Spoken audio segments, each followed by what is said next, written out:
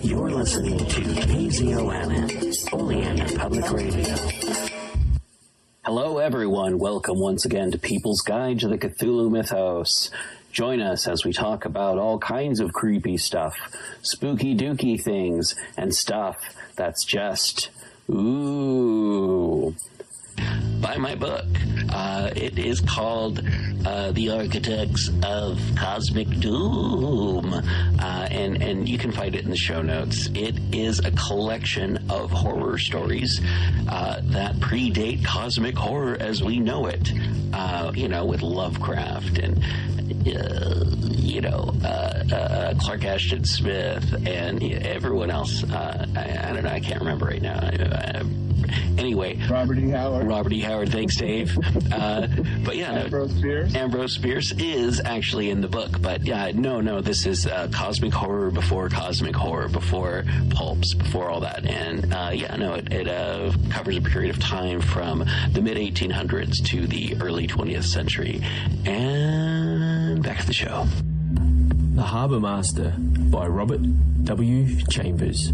Chapter 1. Because it all seems so improbable, so horribly impossible to me now, sitting here safe and sane in my own library, I hesitate to record an episode which already appears to me less horrible than grotesque. Yet, unless this story is written now, I know I shall never have the courage to tell the truth about the matter, not from fear of ridicule, but because I myself shall soon cease to credit what I now know to be true. Yet scarcely a month has elapsed since I heard the stealthy purring of what I believe to be the shoaling undertow. Scarcely a month ago, with my own eyes, I saw that which, even now, I am beginning to believe never existed. As for the Harbour Master, and the blow I am now striking at the old order of things, but of that I shall not speak now or later. I shall try to tell the story simply and truthfully, and let my friends testify as to my probity, and the publishers of this book corroborate them. On the 29th of February, I resigned my position under the government and left Washington to accept an offer from Professor Farrago, whose name he kindly permits me to use. And on the first day of April, I entered upon my new and congenial duties as General Superintendent of the Waterfowl Department connected with the Zoological Gardens, then in course of erection of Bronx Park, New York. For a week, I followed the routine, examining the new foundations, studying the architect's plans, following the surveyors through the Bronx thickets, suggesting arrangements for watercourses and pools destined to be included in the enclosures for swans, geese, pelicans, herons, and such of the waders and swimmers as we might expect to acclimate in Bronx Park.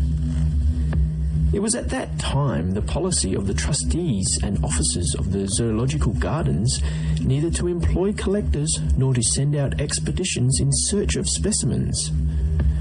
The society decided to depend upon voluntary contributions, and I was always busy, part of the day, in dictating answers to correspondents who wrote offering their services as hunters of big game, collectors of all sorts of fauna, trappers, snarers, and also to those who offered specimens for sale, usually at exorbitant rates.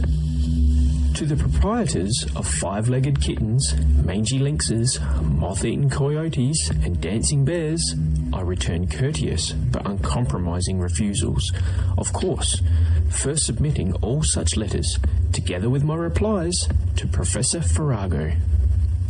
One day towards the end of May, however, just as I was leaving Bronx Park to return to town, Professor Lassard of the Reptilian Department called out to me that Professor Farrago wanted to see me a moment. So I put my pipe into my pocket again and retraced my steps to the temporary wooden building occupied by Professor Farrago, General Superintendent of the Zoological Gardens.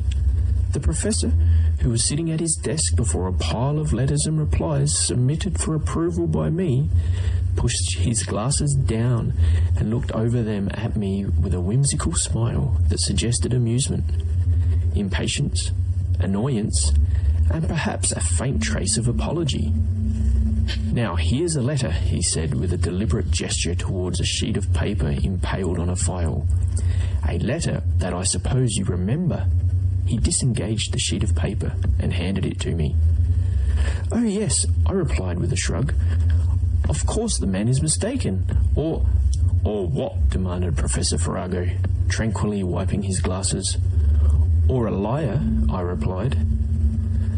After a silence, he leaned back in his chair and bade me read the letter to him again, and I did so with a contemptuous tolerance for the writer, who must have been either a very innocent victim or a very stupid swindler. I said as much to Professor Farrago, but, to my surprise, he appeared to waver. "I suppose," he said with his near-sighted, embarrassed smile, "that 999 men in 1,000 would throw that letter aside and condemn the writer as a liar or a fool." "In my opinion," said I, "he's one or the other." "He isn't, in mine," said the professor placidly. "What?" I exclaimed. "Here is a man living all alone on a strip of rock and sand between the wilderness and the sea, who wants you to send somebody to take charge of a bird that doesn't exist." "How do you know," asked Professor Farrago, "that the bird in question does not exist?" "It is generally accepted," I replied sarcastically, "that the great auk has been extinct for years. Therefore, I may be pardoned for doubting that our correspondent possesses a pair of them alive." "Oh, you young fellows," said the professor, smiling wearily, "you embark on a theory for destinations that don't exist."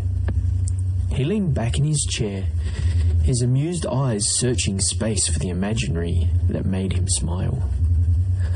"Like swimming squirrels, you navigate with the help of heaven and a stiff breeze, but you never land where you hope to, do you?" Rather red in the face, I said, "Don't you believe the great auk to be extinct?" "Audubon saw the great auk." "Who has seen a single specimen since?" "Nobody, except our correspondent here," he laughed. I laughed too, considering the interview at an end, but the professor went on coolly. "Whatever it is that our correspondent has, and I am daring to believe that it is the great auk itself, I want you to secure it for the society." When my astonishment subsided, my first conscious sentiment was one of pity. Clearly, Professor Farrago was on the verge of dotage. Ah, what a loss to the world. I believe now that Professor Farrago perfectly interpreted my thoughts, but he betrayed neither resentment nor impatience. I drew a chair up beside his desk. There was nothing to do but to obey, and this fool's errand was none of my conceiving.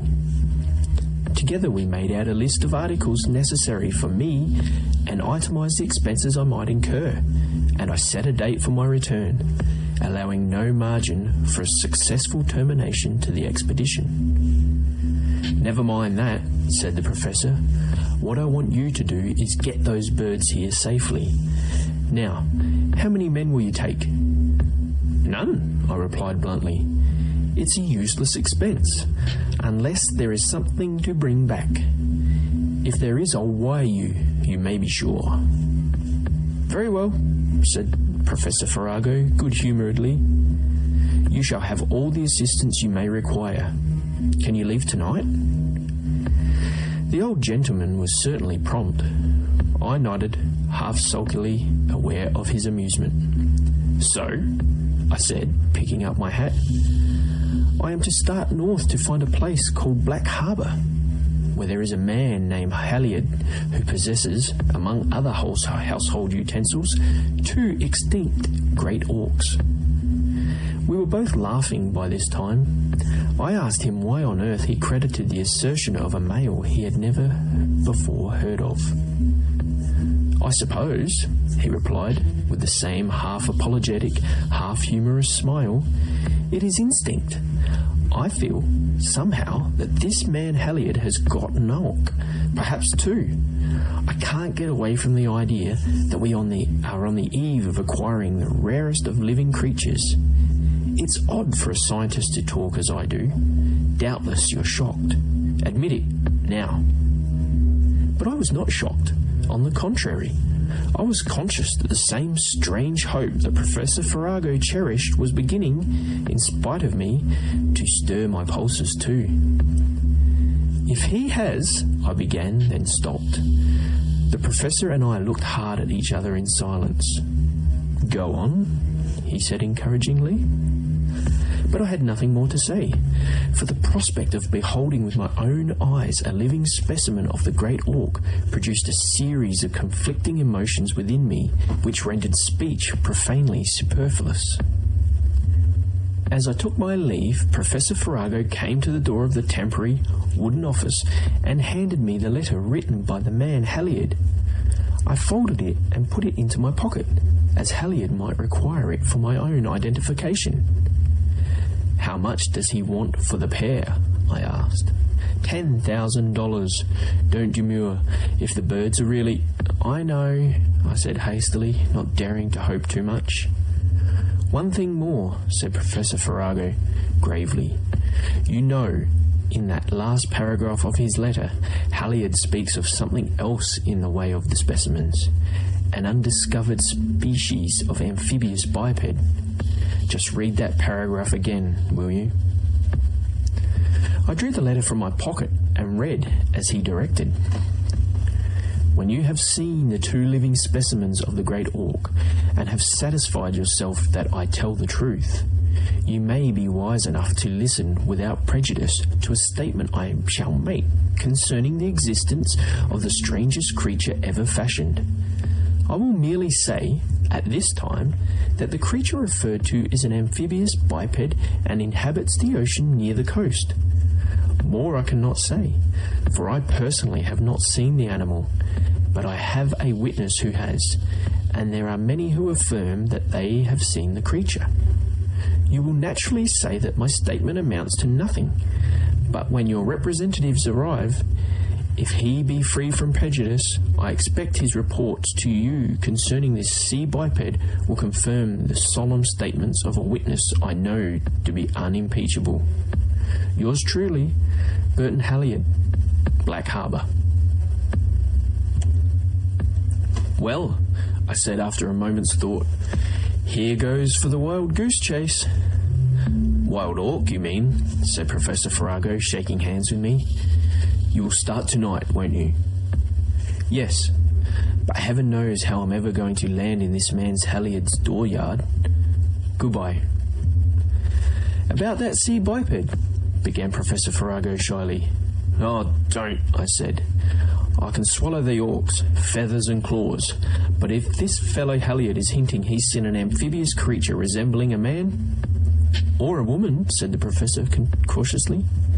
I retired disgusted, my faith shaken in the mental vigours of Professor Farrago. Chapter 2. The 3 days' voyage by boat and rail was irksome. I bought my kit at St. Croix on the Central Pacific Railroad, and on June 1st I began the last stage of my journey via the St. Isidore broad gauge, arriving in the wilderness by daylight. A tedious forced march by blazed trail, freshly spotted on the wrong side, of course, brought me to the northern terminus of the rusty, narrow-gauge lumber railway which runs from the heart of the hush pine wilderness to the sea. Already a long train of battered flat cars, piled with sluice props and roughly hewn sleepers, was moving slowly off into the brooding forest gloom when I came in sight of the track. But I developed a gratifying and unexpected burst of speed, shouting all the while. The train stopped. I swung myself aboard the last car, where a pleasant young fellow was sitting on the rear brake, chewing spruce and reading a letter. "Come aboard, sir," he said, looking up with a smile. "I guess you're the man in a hurry." I'm looking for a man named Halliard, I said, dropping rifle and knapsack on the fresh-cut, fragrant pile of pine. Are you Halliard? No, I'm Francis Lee. Bossing the mica pit of Port of Waves, he replied. But this letter is from Halliard, asking me to look out for a man in a hurry from Bronx Park, New York. I'm that man, said I, filling my pipe and offering him a share of the weed of peace, and we sat side by side smoking very amiably until a signal from the locomotive sent him forward and I was left alone, lounging at ease, head pillowed on both arms, watching the blue sky flying through the branches overhead. Long before we came in sight of the ocean, I smelled it. The fresh, salt aroma stole into my senses, drowsy with the heated odour of pine and hemlock, and I sat up, peering ahead into the dusky sea of pines. Fresher and fresher came the wind from the sea, in puffs, in mild, sweet breezes, in steady, freshening currents, blowing the feathery crowns of the pines, setting the balsams' blue tufts rocking. Lee wandered back over the long line of flats, balancing himself nonchalantly as the cars swung around a sharp curve, where water dripped from a newly propped sluice that suddenly emerged from the depths of the forest to run parallel to the railroad track. Built in this spring, he said, surveyed his handiwork, which seemed to undulate as the cars swept past. It runs to the cove, or it ought to. He stopped abruptly with a thoughtful glance at me. So you're going over to Halliard's? He continued as though answering a question asked by himself. I nodded. You've never been there, of course. No, I said, and I'm not likely to go again. I would have told him why I was going if I had not already begun to feel ashamed of my idiotic errand. I guess you're going to look at those birds of his, continued Lee placidly. I guess I am, I said sulkingly, glancing askance to see whether he was smiling. But he only asked me, quite seriously, whether a great auk was really a very rare bird. And I told him that the last one ever seen had been found dead off Labrador in January 1870. Then I asked him whether these birds of Halliard's were really great auks, and he replied, somewhat indifferently, that he supposed they were. At least nobody had ever before seen such birds near Port of Waves. There's something else, he said, running a pine sliver through his pipe stem. Something that interests us all here more than auks, big or little. I suppose I might as well speak of it, as you are bound to hear about it sooner or later. He hesitated, and I could see that he was embarrassed, searching for the exact words to convey his meaning. If, said I, you have anything in this region more important to science than the great auk, I shall be very glad to know about it. Perhaps there was the faintest tinge of sarcasm in my voice, for he shot a sharp glance at me and then turned slightly. After a moment, however, he put his pipe into his pocket, laid hold of the brake with both hands, vaulted to his perch aloft, and glanced down at me. Did you ever hear of the harbour master? He asked maliciously. Which harbour master? I inquired. You'll know before long, he observed with a satisfied glance into perspective. This rather extraordinary observation puzzled me. I waited for him to resume, and, as he did not, I asked him what he meant. If I knew, he said, I'd tell you. But, come to think of it, I'd be a fool to go into details with such a scientific man. You'll hear about the harbour master. Perhaps you'll see the harbour master. In that event, I shall be glad to converse with you on the subject. I could not help laughing at his prim and precise manner, and, after a moment, he also laughed, saying, It hurts a man's vanity to know he knows a thing that somebody else knows he doesn't know. I'm damned if I say another word about the harbour master until you've been to Halliard's. A harbour master, I persisted, is an official who superintends the moorings of the ships, isn't he? but he refused to be tempted into conversation, and we lounged silently on the lumber until a long, thin whistle from the locomotive and a rush of stinging salt wind brought us to our feet. Through the trees, I could see the bluish-black ocean stretching out beyond black headlands to meet the clouds. A great wind was roaring among the trees as the train slowly came to a standstill on the edge of the primeval forest. Lee jumped to the ground and aided me with my rifle and pack. And then the train began to back away along a curved side track which, Lee said, led to the mica pit and the company stores. "Now what will you do?" he asked pleasantly. "I can give you a good dinner and a decent bed tonight if you like, and I'm sure Mrs. Lee would be very glad to have you stop with us as long as you choose." I thanked him, but said that I was anxious to reach Halliard's before dark, and he very kindly led me along the cliffs and pointed out the path. "This man Halliard," he said, "is an invalid. He lives at a cove called Black Harbour, and all his truck goes through to him over the company's road. We receive it here and send a pack mule through once a month. I've met him. He's a bad-tempered hypochondriac, a cynic at heart, and a man whose word is never doubted. If he says he has a great orc, you may be satisfied he has." My heart was beating with excitement at the prospect.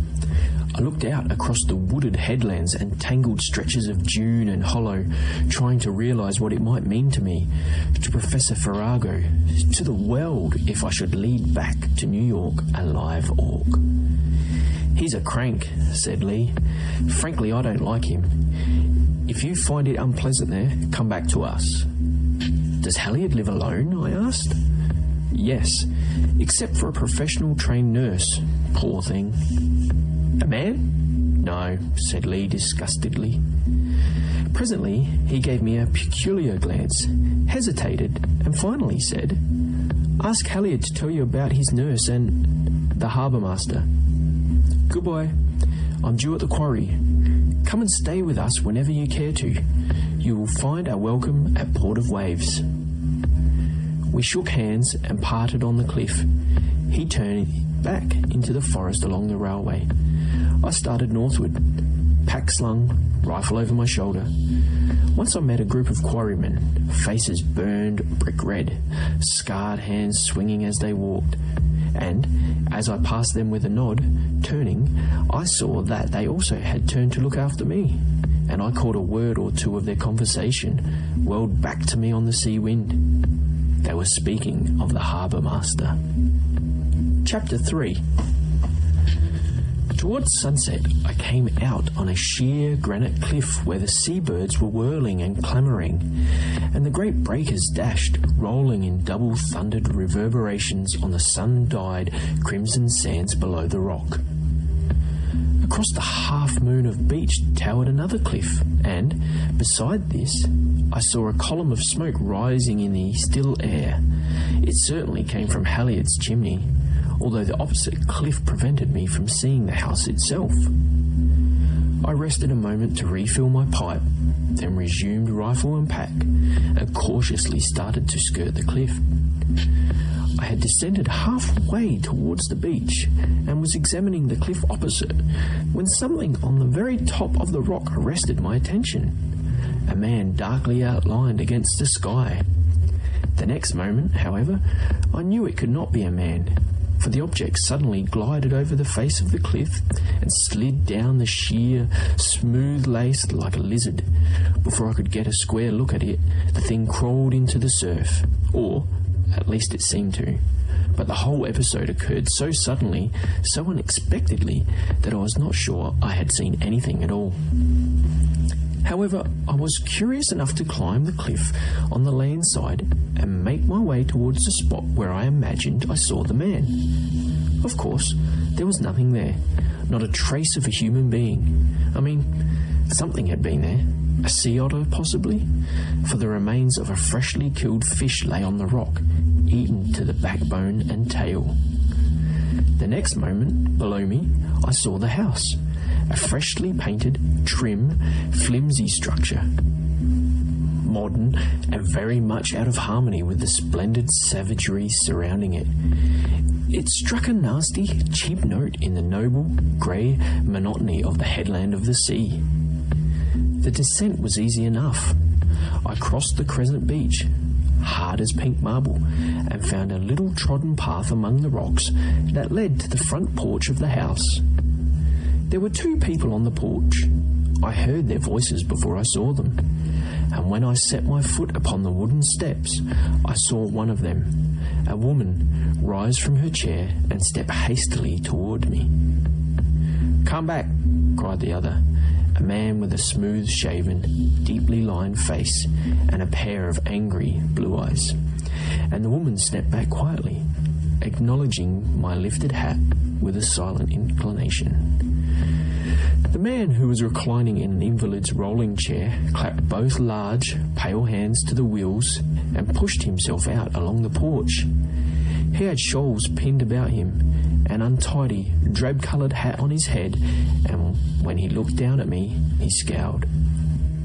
"I know who you are," he said in his acid voice. "You're one of the zoological men from the Bronx Park. You look like it anyway." "It is easy to recognise you from your reputation," I replied, irritated at his discourtesy. "Really?" he replied, with something between a sneer and a laugh. "I'm obliged for your frankness. You're after my great auks, are you not?" "Nothing else would have tempted me to this place," I replied sincerely. "Thank heaven for that," he said. "Sit down a moment. You've interrupted us." Then, turning to the young woman who wore the neat gown and tiny cap of a professional nurse, he bade her resume what she had been saying. She did so. With depreciating glance at me, she made the old man sneer again. "It happened so suddenly," she said in her low voice, "that I had no chance to get back. The boat was drifting in the cove. I sat in the stern, reading, both oars shipped, and the tiller swinging. Then I heard a scratching under the boat, but I thought it might be seaweed. And next moment came these soft thumpings, like the sound of a big fish rubbing its nose against a float." Halliard clutched the wheels of his chair and stared at the girl in grim displeasure. "Didn't you know enough to be frightened?" he demanded. "No, not then," she said, colouring faintly. "But when, after a few moments, I looked up and saw the harbour master running up and down the beach, I was horribly frightened." "Really?" said Halliard sarcastically. "It was about time." Then, turning to me, he rasped out, "And that young lady was obliged to row all the way to Port of Waves and call to Lee's quarrymen to take her boat in." Completely mystified, I looked from Halliard to the girl, not in the least comprehending what all this meant. "That will do," said Halliard ungraciously, which curt phrase was apparently the usual dismal for the nurse. She rose and I rose, and she passed me with an inclination, stepping noiselessly into the house. "I want beef tea," bawled Halliard after her. Then he gave me an unamiable glance. "I was a well-bred man," he sneered. "I'm a Harvard graduate too, but I live as I like, and I do what I like, and I say what I like." "You certainly are not reticent," I said, disgusted. "Why should I be?" he rasped. "I pay that young woman for my irritability. It's a bargain between us." "In your domestic affairs," I said, "there is nothing that interests me.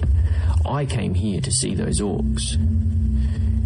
"You probably believe them to be razor-billied orcs," he said contemptuously, "but they are not. They are great orcs." I suggested that he permit me to examine them, and he replied indifferently that they were in a pen in his backyard and that I was free to step around the house when I cared to. I laid my rifle and pack on the veranda and hastened off with mixed emotions, among which hope no longer predominated. No man in his senses would keep 2 such precious prizes in a pen in his backyard, I argued, and I was perfectly prepared to find anything from a puffin to a penguin in that pen. I shall never forget, as long as I live, my stupor of amazement when I came to the wire-covered enclosure.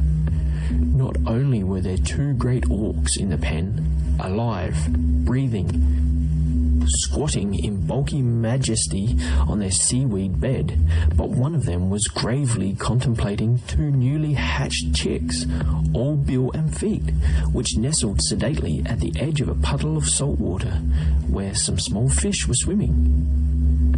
For a while, excitement blinded, nay, deafened me. I tried to realize that I was gazing upon the last individuals of an all but extinct race, the sole survivors of the gigantic orc, which, for 30 years, has been accounted as an extinct creature. I believe I did not move muscle nor limb until the sun had gone down and the crowding darkness blurred my straining eyes and blotted the great, silent, bright-eyed birds from sight. Even then, I could not tear myself away from the enclosure. I listened to the strange, drowsy note of the male bird, the fainter responses of the female, the thin plaints of the chicks huddling under her breast. I heard their flipper-like embryonic wings beating sleepily as the birds stretched and yawned their beaks and clacked them, preparing for slumber. "If you please," came a soft voice from the door, "Mr. Halliard awaits your company to dinner." Chapter 4. I dined well, or rather, I might have enjoyed my dinner if Mr. Halliard had been eliminated. And the feast consisted exclusively of a joint of beef, the pretty nurse, and myself. She was exceedingly attractive, with a disturbing fashion of lowering her head and raising her dark eyes when spoken to. As for Halliard, he was unspeakable, bundled up in his snuffy shawls and making uncouth noises over his gruel. But it is only just to say that his table was worth sitting down to and his wine was sound as a bell. "Yeah," he snapped, "I'm sick of this cursed soup, and I'll trouble you to fill my glass." "It is dangerous for you to touch claret," said the pretty nurse.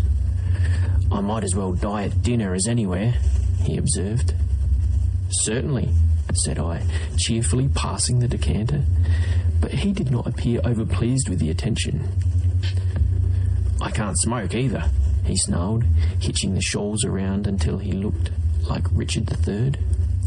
However, he was good enough to shove a box of cigars at me, and I took one and stood up, as the pretty nurse slipped past and vanished into the little parlour beyond. We sat there for a while without speaking. He picked irritably at the breadcrumbs on the cloth, never glancing in my direction, and I, tired from my long foot tour, lay back in my chair, silently appreciating one of the best cigars I had ever smoked. "Well," he rasped out at length, "what do you think of my orcs and my veracity?" I told him that both were unimpeachable. "Didn't they call me a swindler down there at your museum?" he demanded. I admitted that I had heard the term applied. Then I made a clean breast of the matter, telling him that it was I who had doubted that my chief, Professor Farrago, had sent me against my will, and that I was ready and glad to admit that he, Mr. Halliard, was a benefactor of the human race. "Bosh," he said. "What good does a confounded wobbly banded toad bird do to the human race?" But he was pleased, nevertheless, and presently he asked me, not unamiably, to punish his claret again. "I'm done for," he said. "Good things to eat and drink are no good to me. Some day I'll get mad enough to have a fit, and then—" He paused to yawn. "Then," he continued, "that little nurse of mine will drink up my claret and go back to civilization where people are polite." Somehow or other, in spite of the fact that Halliard was an old pig, what he said touched me. There was certainly not much left in life for him, as he regarded life. "I'm going to leave her this house," he said, arranging his shawls. "She doesn't know it. I'm going to leave her my money too. She doesn't know that. Good Lord, what kind of a woman can she be to stand my bad temper for a few dollars a month? I think, said I, that it's partly because she's poor, partly because she's sorry for you. He looked up with a ghastly smile. You think she really is sorry? Before I could answer, he went on, I'm no mawkish sentimentalist, and I won't allow anybody to be sorry for me. Do you hear? Oh, I'm not sorry for you, I said hastily, and, for the first time since I had seen him, he laughed heartily, without a sneer. We both seemed to feel better after that. I drank his wine and smoked his cigars, and he appeared to take a certain grim pleasure in watching me. There's no fool like a young fool, he observed presently. As I had no doubt he referred to me, I paid him no attention. After fidgeting with his shawls, he gave me an oblique scowl and asked my age. 24, I replied. Sort of a tadpole, aren't you? He said. As I took no offence, he repeated the remark. Oh, come, I said. There's no use in trying to irritate me. I see through you. A row acts like a cocktail on you, but you'll have to stick to gruel in my company. I call that impudence, he rasped out wrathfully. I don't care what you call it, I replied, undisturbed. I'm not going to be worried by you. Anyway, I ended. It is my opinion that you could be very good company if you chose. The proposition appeared to take his breath away. At least he said nothing more, and I finished my cigar in peace and tossed the stump into a saucer. Now, said I, what price do you set upon your birds, Mr. Halliard? $10,000, he snapped with an evil smile. You will receive a certified cheque when the birds are delivered, I said quietly.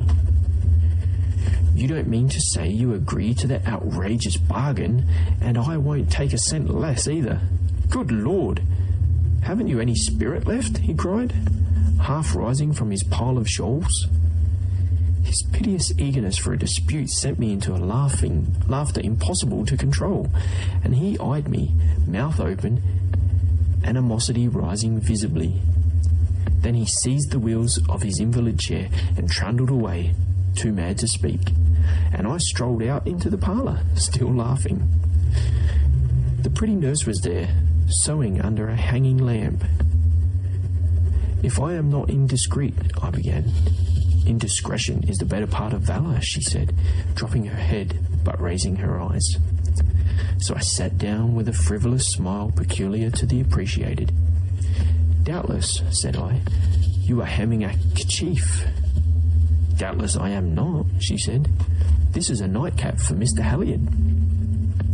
A mental vision of Halliard in a nightcap, very mad, nearly set me laughing again. Like the king of Vetot, he wore his crown in bed, I said flippantly.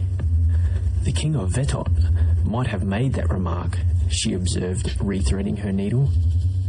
It is unpleasant to be reproved. How large and red and hot a man's ears feel. To cool them, I strolled out to the porch, and, after a while, the pretty nurse came out too, and sat down in a chair not far away. She probably regretted her lost opportunity to be flirted with. I have so little company. It is a great relief to see somebody from the world, she said. If you can be agreeable, I wish you would. The idea that she had come out to see me was so agreeable that I remained speechless until she said, Do tell me what people are doing in New York. So I seated myself on the steps and talked about the portion of the world inhabited by me, while she sat sewing in the dull light that straggled out from the parlour windows. She had a certain coquetry of her own, using the usual methods with an individuality that was certainly fetching. For instance, when she lost her needle, and, another time, when we both, on hands and knees, hunted for her thimble. However, directions for these pastimes may be found in contemporary classics. I was as entertaining as I could be, perhaps not quite as entertaining as a young man usually thinks he is. However, we got on very well together until I asked her tenderly who the harbour master might be, whom they all discussed so mysteriously. "I do not care to speak about it," she said, with a primeness of which I had not suspected her capable. Of course, I could scarcely pursue the subject after that, and, indeed, I did not intend to. So I began to tell her how I fancied I had seen a man on the cliff that afternoon, and how the creature slid over the sheer rock like a snake. To my amazement, she asked me to kindly discontinue the account of my adventures in an icy tone, which left no room for protest. It was only a sea otter, I tried to explain, thinking perhaps she did not care for snake stories. But the explanation did not appear to interest her, and I was mortified to observe that my impression upon her was anything but unpleasant. She doesn't seem to like me and my stories, thought I, but she is too young, perhaps, to appreciate them. So I forgave her, for she was even prettier than I had thought her at first, and I took my leave, saying that Mr. Halliard would doubtless direct me to my room. Halliard was in his library, cleaning a revolver, when I entered. "Your room is next to mine," he said. "Pleasant dreams," and kindly refrained from snoring. "May I venture an absurd hope that you will do the same?" I replied politely. That maddened him, so I hastily withdrew. I had been asleep for at least 2 hours when a movement by my bedside and a light in my eyes awakened me.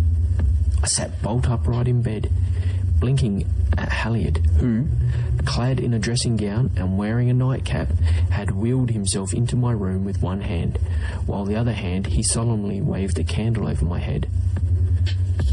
"I'm so cursed lonely," he said. "Come, there's a good fellow. Talk to me in your own original impudent way." I objected strenuously, but he looked so worn and thin, so lonely and bad-tempered, so lovelessly and grotesque, that I got out of bed and passed a spongeful of cold water over my head. Then I returned to bed and propped the pillows up for a backrest, ready to quarrel with him if it might bring some pleasure into his morbid existence. "No," he said amiably, "I'm too worried to quarrel, but I'm much obliged for your kindly offer. I want to tell you something." "What?" I asked suspiciously. "I want to ask if you ever saw a man with gills like a fish." "Gills?" I repeated. "Yes, gills. Did you?" "No," I replied angrily, "and neither did you." "No, I never did," he said in a curiously placid voice. "But there's a man with gills like a fish who lives in the ocean out there. Oh, you needn't look that way. Nobody ever thinks of doubting my word, and I tell you there's a man, or a thing that looks like a man, as big as you are too, all slate-coloured with nasty red gills like a fish. And I've a witness to prove what I say." "Who?" I asked sarcastically. "The witness, my nurse." "Ah, she saw a slate-coloured man with gills?" "Yes, she did. So did Francis Lee, superintendent of the Mica Quarry Company of Porter Waves. So have a dozen men who worked in the quarry. Oh, you needn't laugh, young man. It's an old story here, and anybody can tell you about the harbour master." "The harbour master?" I exclaimed. "Yes, that slate-coloured thing with gills that looks like a man, and, by heaven, is a man. That's the harbour master. Ask any quarryman at Port of Waves what it is that comes purring around their boats at the wharf and unties painters and changes the mooring of every cat boat in the cove at night. Ask Francis Lee what it was he saw running and leaping up and down the shoal at sunset last Friday. Ask anybody along the coast what sort of thing moves about the cliffs like a man and slides over them into the sea like an otter." "I saw it do that," I burst out. "Oh, did you? Well, what was it?" Something kept me silent, although a dozen explanations flew to my lips. After a pause, Halliard said, "You saw the harbour master. That's what you saw." I looked at him without a word. "Don't mistake me," he said pettishly. "I don't think that the harbour master is a spirit, or a sprite, or a hobgoblin, or any sort of damned rot. Neither do I believe it to be an optical illusion." "What do you think it is?" I asked. "I think it is a man. I think it's a branch of the human race. That's what I think. Let me tell you something. The deepest spot in the Atlantic Ocean is a trifle over 5 miles deep. And I suppose you know that this place lies only about a quarter of a mile off this headland. The British exploring vessel, Gull, Captain Murat, discovered and sounded it. I believe, anyway, it's there, and it's my belief that the profound depths are inhabited by the remnants of the last race of amphibious human beings. This was childish. I did not bother to reply. Believe it or not as you will, he said angrily. One thing I know, and that is this. The harbour master has taken to hanging around my cove, and he is attracted by my nurse. I won't have it. I'll blow his fishy gills out of its head if I ever get a shot at him. I don't care whether it's homicide or not. Anyway, it's a new kind of murder, and it attracts me. I gazed at him incredulously, but he was working himself into a passion, and I did not choose to say what I thought. Yes, this slate-coloured thing that with gills goes purring and grinning and spitting about after my nurse. When she walks, when she rows, when she sits on the beach. Gad, it drives me nearly frantic.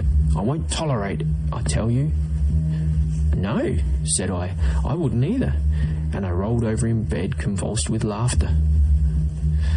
The next moment, I heard my door slam.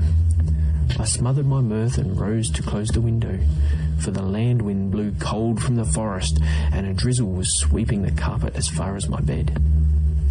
That luminous glare which sometimes lingers after the stars go out, threw a trembling, nebulous radiance over sand and cove.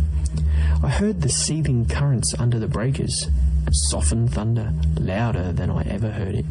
Then, as I closed my window, lingering for a last look at the crawling tide, I saw a man standing, ankle deep in the surf, all alone there in the night. But was it a man? For the figure suddenly began running over the beach on all fours like a beetle, waving its limbs like feelers. Before I could throw open the window again, it darted into the surf, and when I leaned out into the chilling drizzle, I saw nothing save the flat ebb crawling on the coast. I heard nothing save the purring of bubbles on seething sands.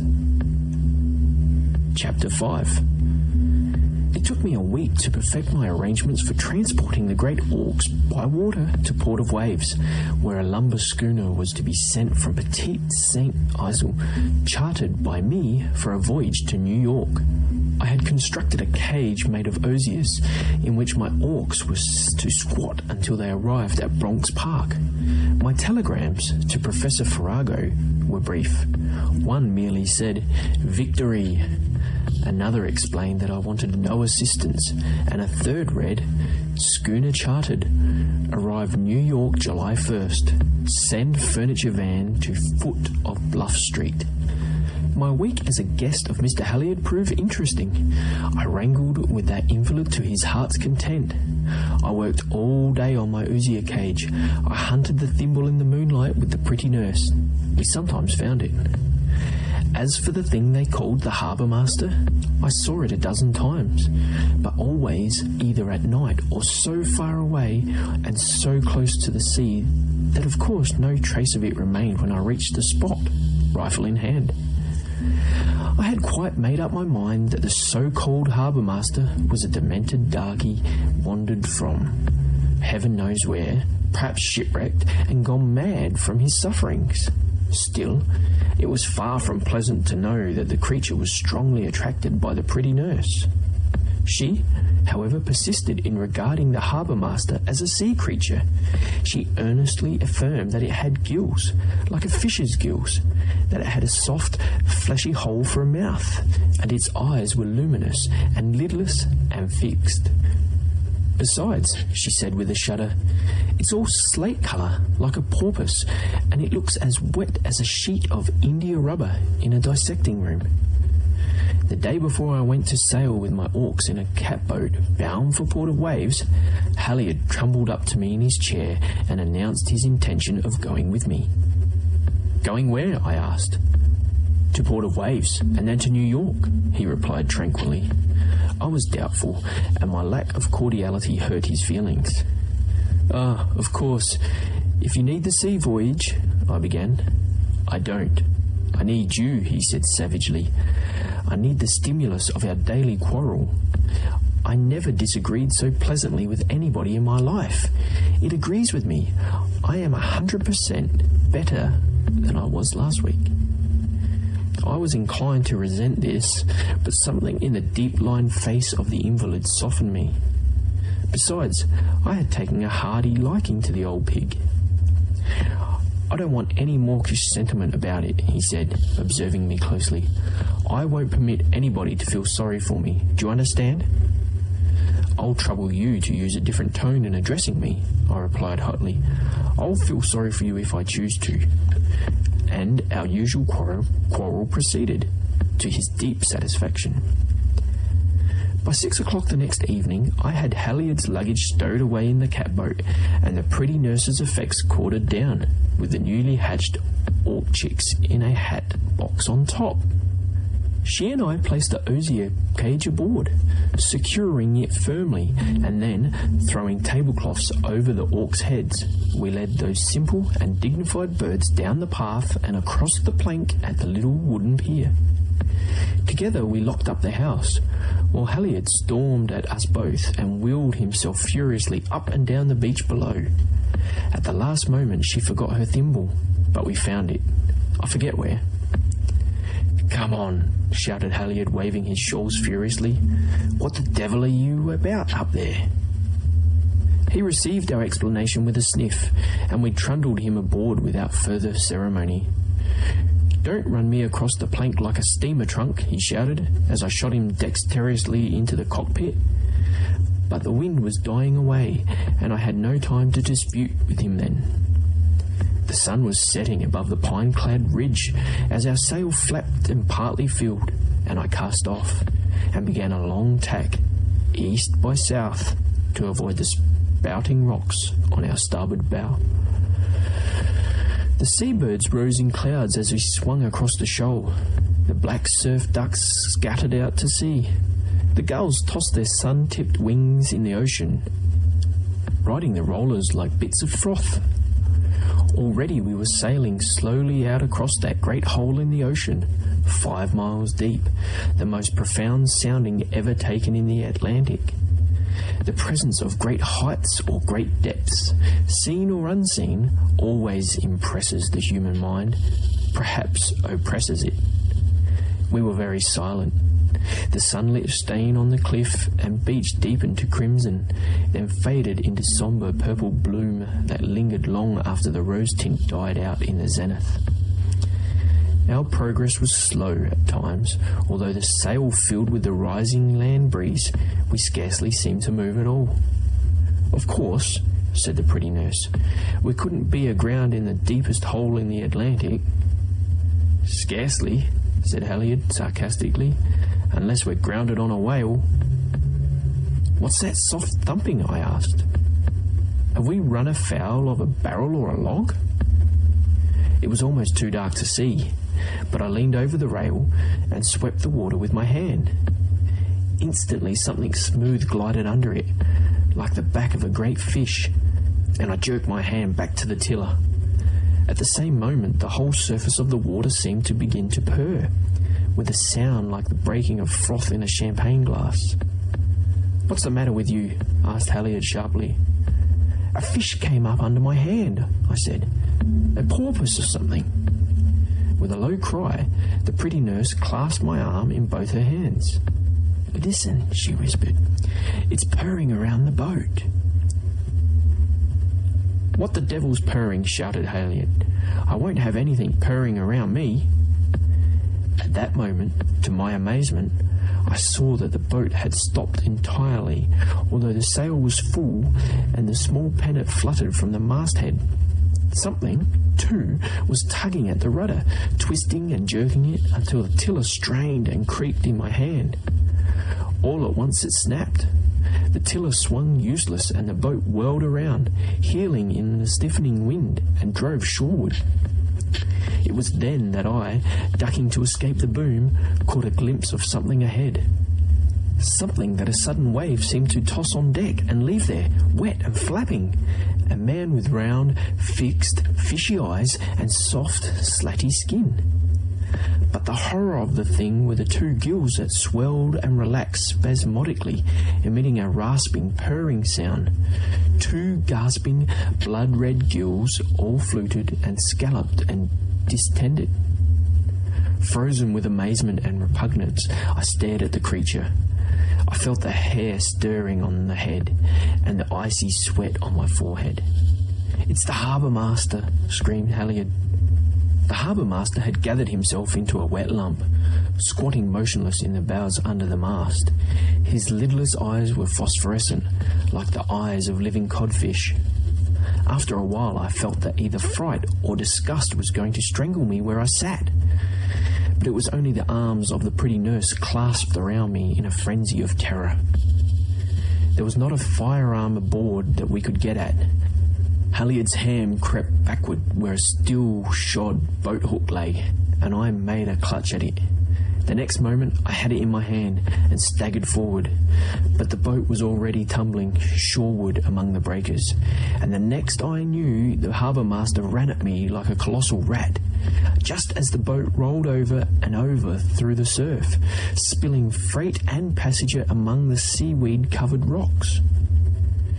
When I came to myself, I was thrashing about knee-deep in a rocky pool, blinded by the water and half suffocated.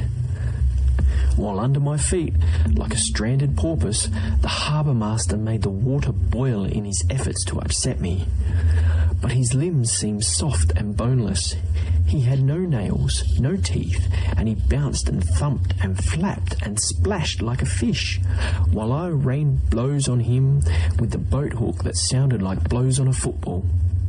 And all the while his gills were blowing out and frothing and purring, and his lidless eyes looked into mine, until, nauseated and trembling, I dragged myself back to the beach, where already the pretty nurse alternatively wrung her hands and her petticoats in ornamental despair. Beyond the cove, Halliard was bobbing up and down, afloat in his invalid's chair, trying to steer shoreward. He was the maddest man I ever saw. "Have you killed that rubbery-headed thing yet?" he roared. "I can't kill it," I shouted breathlessly.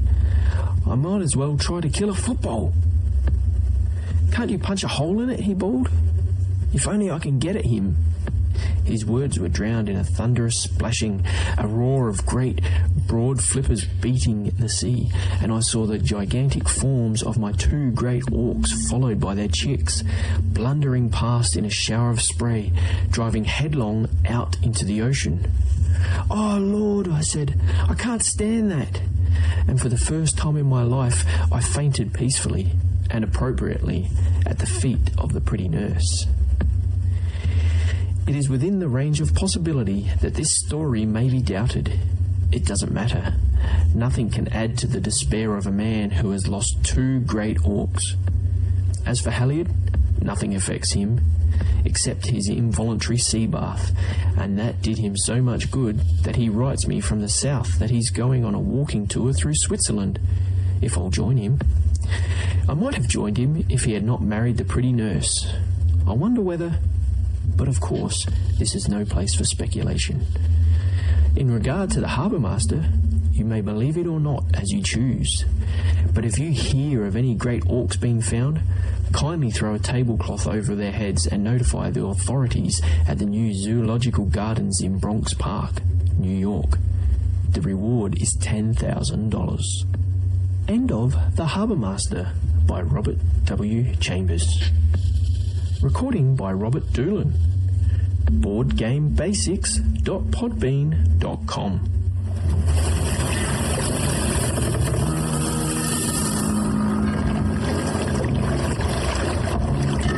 Welcome to Innsmouth, stranger.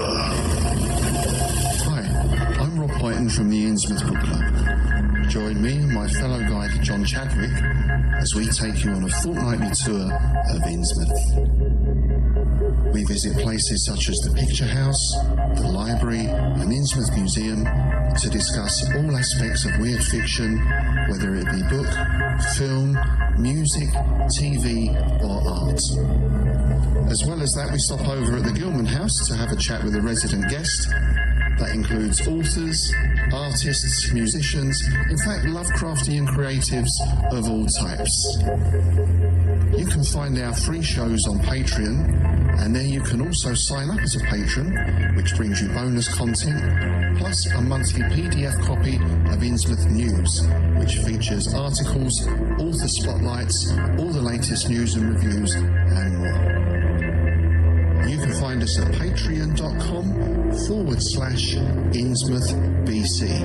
We hope to see you soon, because remember, Innsmouth isn't just a place, it's a state of mind. Check out the show notes or go to pgttcm.com for more information. And also check us out on Facebook, Instagram, YouTube, and all the other places where podcast stuff exists. All right, back to the show. In Legacy Door, a lurker from space casts a shadow over time. We opened our eyes upon the human world. We found ourselves lying on an especially yielding bed in a room displaying scattered relics of their shallow past, tied together by more recently produced items meant to blend with the relics. Typical. A sensitive journalist dreams of unknown lives. Seems like every time I close my eyes, they get stronger. I can't even say the last time I had a normal sleep, let alone a dreamless one. An outspoken lawyer defends the suspect in an unspeakable crime. And that client was Jonathan Strauss, held for the murder of his daughter Abigail and her companion Harrison Reese. And a stalwart investigator tries to drag it all into the light. Some of the Reeses and the Strausses have been involved with something that seems to include an obsession with bloodlines and longevity for at least decades. Legacy Door is a weekly cosmic horror mystery podcast. An ensemble of actors tell a story, also available in paperback, Kindle, and audiobook. Available now.